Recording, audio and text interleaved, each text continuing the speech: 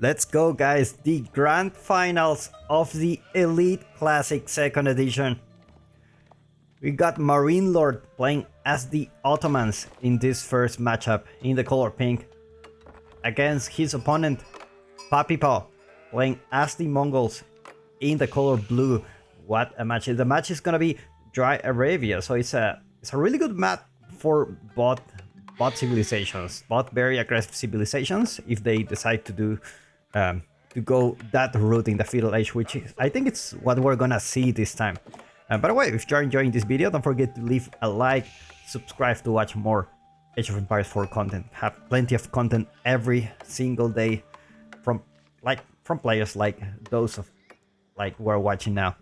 Anyway, let's get back into the match. Ottomans they're already building the military school here. Gonna potentially put some pressure on the Ubu, but at the same time, 1Puppypaw will also go for his barracks. Let's see if he will try to tower rush his opponent. Now this is a situation where when you're playing against the Mongols, you don't know how many spearmen they're gonna go. Like at the minimum, they go like 5, like 2 for free from the Ubu, and 1 they don't pay the full price. So at least they will go for 5.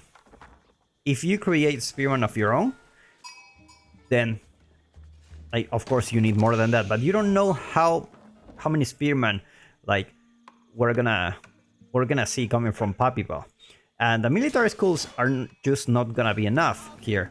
And you can already see MarineLord is sending the first spearman here to the deer, and I don't know if he... Oh my god, that's a lot of sheep. I don't know if he will want to go for a barracks himself to defend, because if he doesn't go the barracks, then most likely the tower will go up and he will deny the gold, which is definitely... It's not like the Holy Roman Empire, where if you don't have gold, like, you're dead, but definitely it will delay a lot of his plans if this tower goes up. Potentially can also be on the wood line. You have a couple of wood lines here. You can deny this one and this one, and that could actually be the play here. We already see the Suicide Squad gonna build a tower here. Looks like MarineLord cancel the mining camp before they can actually attack the mining camp, just because the Mongols get the bounty from here. And he knows he won't be able to defend, and you know that's unfortunate. But at least he have enough gold to A-shop, and he's gonna go with the twin minaret matress. Not surprising, gonna get that nice free pushes from here.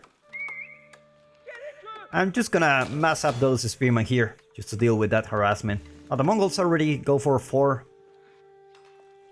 spearmen. I don't think he's gonna create more of those. Looks like the tower will be successful here, and this villager may potentially go home, or just put another tower here.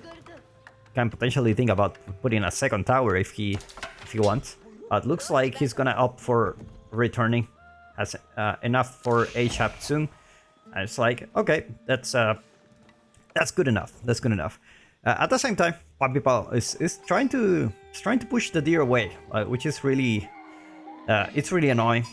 He's gonna push that deer as far as possible. And I don't know if is this ally or enemy, because you're actually pushing the deer next to the board.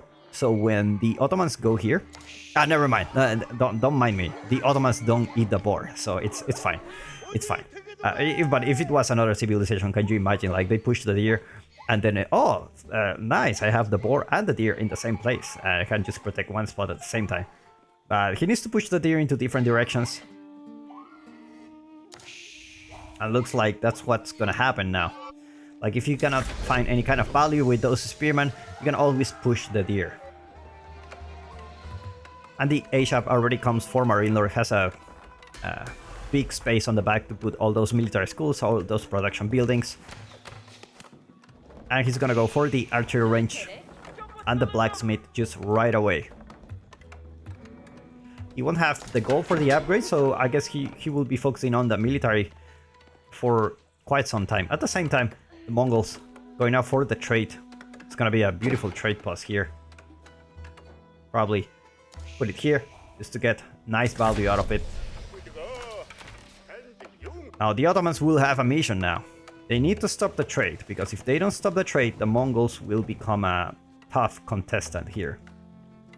And the trade, you can think about it like a second town center, like, because it is. They are better villagers, they are more expensive, but they have gold for the rest of the game. So it's really something that you need to consider when your opponent goes to trade. Your main objective is not like go to their base, go deny the resource. No, it's main objective, deny the trade as much as possible. Because your opponent also like spend a lot of resources for those traders, so it's also a huge economic loss for him to lose 1 or 2 traders, especially at the beginning of the game. So if you deny the trade successfully, you're gonna be having a good time. It's like MarineLord will go for more military schools, but I get a second one soon. Start massing those units. Now the Ottomans take some time to actually mass up the units, so it will give some time to 1Puppypaw to have some defenses for himself. They have the Ubu, so they have this working to their advantage, and that a couple of traders are already here.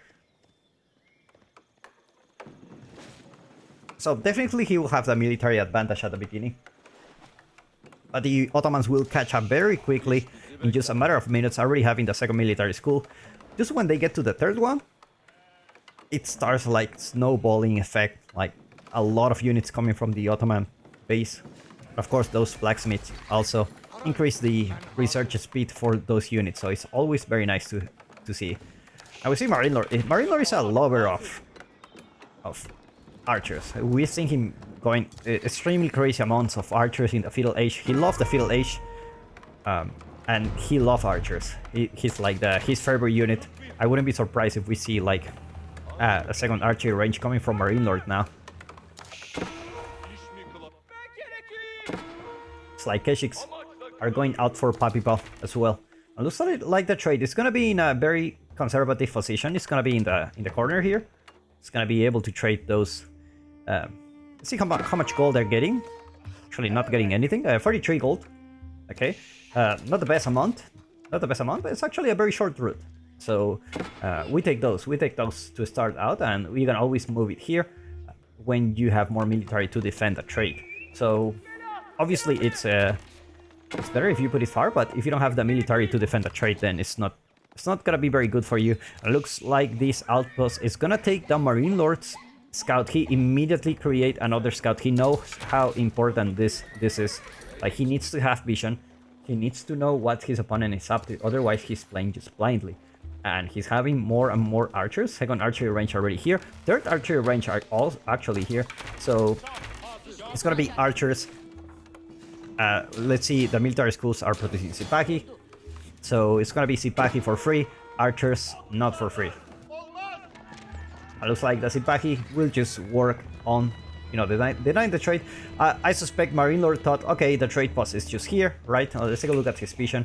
Like, he thought, like, okay, like, it's gonna be here because that's the optimal route, and he will be like, okay, where is the trade post? Like, I thought it was gonna be here, but it's not. It's actually here. So, obviously, very well played by 1Puppypaw to kind of hide his intentions with the second town center. Big wall coming here from MarineLord, just to secure the berries and the gold. It's gonna fight the can instead. Couple of units coming here to deal with the can. Can is just such an annoying unit. And it can actually take down villagers quite fast. Like, in the Feudal Age, they have 3 range attacks, so if you actually leave the can with a villager, you can actually kill it. So it's not like it doesn't do any damage like the scout. It actually does some fairly good damage, especially when it gets like the +1 range attack. And I think in Imperial Age they have like 20 something range attacks, so they're kind of scary. It looks like MarineLord will go for the gold in the back, since the gold in the front, it's the knight for him. Looks like he already have a mech there here. We'll get more Sipagi, more Spearman. I have a couple of objectives here. Deny the trade and take down the outpost. So looks like the trade, he hasn't been very successful. 1Puppypaw already with 7 traders. He must be feeling very good about himself at the moment. Now the mech there will boost all those units' attack speed. Let's take a look at. It's actually the range armor. It's gonna be there for him. Looks like he will take this town center very quickly. Nice micro coming from MarineLord, detecting those spearmen that are going out of the outpost. And just like you destroy the piñata, you get the prize here. It's a spearman out. It's no longer here. Outpost already there for 1Puppypaw to protect the trade route. Looks like he's actually... We see another outpost here. Looks like he's committed to having this trade route. Not the best, but also pretty safe. Pretty safe for him. He's really close to his base. It's not too exposed. It's like... Remember, guys, there's a lot of money in the line here. Especially there's a big difference between the first place and the second place. I don't remember the exact numbers now, but like you really don't want to make any mistake. Like this significant amount of money. +1 range attack coming for bot players. Wheelbarrow just coming for MarineLord. He got access to gold in the back. He's rushing with 9 villagers here. Just to get those upgrades as soon as possible. He also may be thinking of going Castle Age. Just because it's hard to fight the Mongols in the Field Age. It's because they have access to the Uvu. So, obviously, as the Ottoman, you're in a really good position too. But you always want to have the fights you can always win, ideally. So, let's see if that's what he wants. Or I mean, that's a lot of villagers, so probably... Yeah, he decides, you know what, I'm gonna stay in the Field Age a little bit longer. I already catch up with the economic upgrades, and we're good to go. Now the outpost gonna be dealing some damage here to MarineLord's units, and looks like MarineLord will use the Mector. The Mector goes down, actually. Spearman takes down that Keshik here. And numbers for 1Puppypaw looking really solid at the moment. Those are a lot of archers. And fighting in under this tower really guarantees that 1Puppypaw most likely will win this fight. Mector goes down again. +1 range armor coming for MarineLord soon. There is no +1. There wasn't any range armor all this time, so he cannot really fight at this moment. It looks like MarineLord is falling back. He needs to put those Ipaki in the front line to take down those Keshiks. It looks like he will just sacrifice those Ipaki, just go back to his base. Overall, I will say this is a fight that went really well for MarineLord.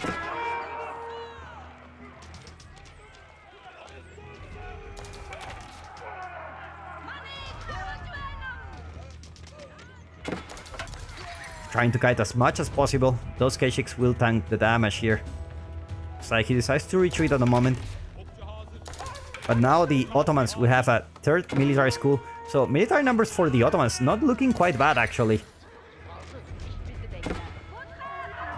Even 40... Like, how many archers we got here? Like, almost 30 archers. They are not able to one-shot one Sipagi, so... As long as he keeps building those Sipagi, I think he should be in a really good spot. It's like MarineLord will trade here. This is the battle of the archers now. How many you have here? 10 only. It looks like these archers will... 1Puppypaw's archers will be victorious in this battle. These archers are just deciding if they want to join the fight or not. Or they just want to wait for their teammates. There you go. Now you have the teammates here. Couple of left here. The unit's not moving here. Did MarineLord disconnect or something? I think he got disconnected. MarineLord's not moving. MarineLord got disconnected here. Most likely we will see a mirror match. This definitely feels like a disconnect, and indeed, MarineLord was disconnected from this match. Let's see what EGCTV will say about it, and if there's gonna be a mirror or who's gonna be the favorite here. Because both players, I don't think you can really say one player had the advantage over the other one.